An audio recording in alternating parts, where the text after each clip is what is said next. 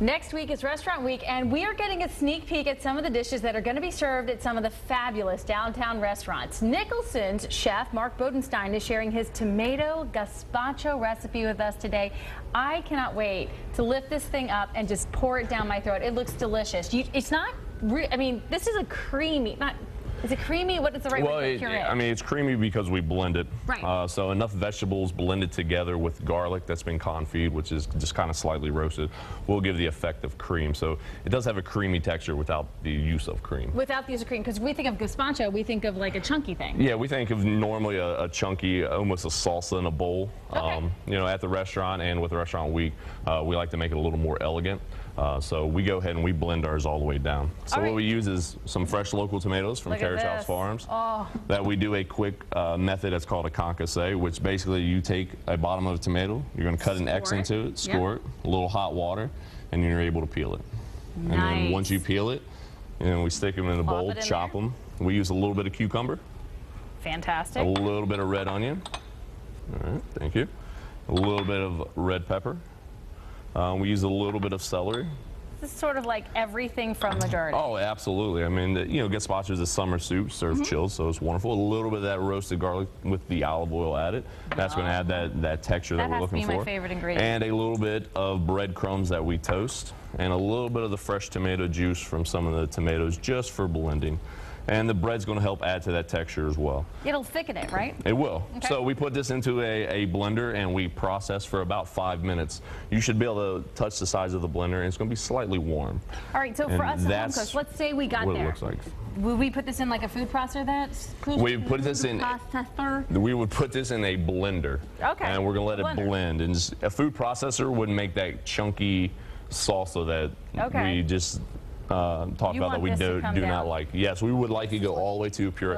And this is not, it's not strained. That is exactly how it comes out of a blender. Really? Let it sit in the refrigerator 24 hours overnight, and then in the morning come back and season it to taste. Oh, but that's not all. No, it is not all. We love to garnish our soups at Nicholson's, as well as most chefs love to garnish their soups across the board. So we got some cantabella melon.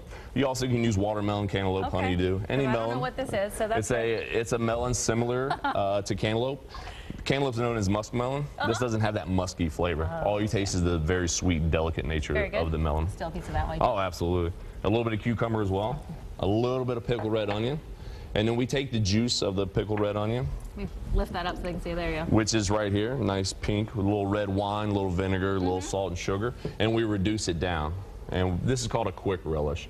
So we just put it together so we have that vinegary sweetness. Yes. And this is another one that you let sit, a little bit of mint in there. Let it marinate. Yes, overnight. And as it gets chilled, the reduction will get nice, light, and syrupy, so give you that relish texture. And this is something that you would actually have on the menu for Restaurant Week. It is something that we absolutely, and we serve it as our normal soup of the day on our menu as well. So it is something that we do both, not only for Restaurant Week, because we really love this soup. It's so easy, it's practical, it's cold, and it's overall it's delicious. Nicholson's so we really love it. One of my favorite longtime downtown restaurants. It's one of the 14 years. It has a great history for me. Yeah. I love Nicholson's, and it's on Restaurant Week. It's just one of many downtown restaurants. And so tell us more about that actual week where people can go down and get a great sample. Well, I think we're getting a taste and a feel of the downtown restaurants. You know, the downtown restaurant scene is growing. We're adding chefs and restaurants every day.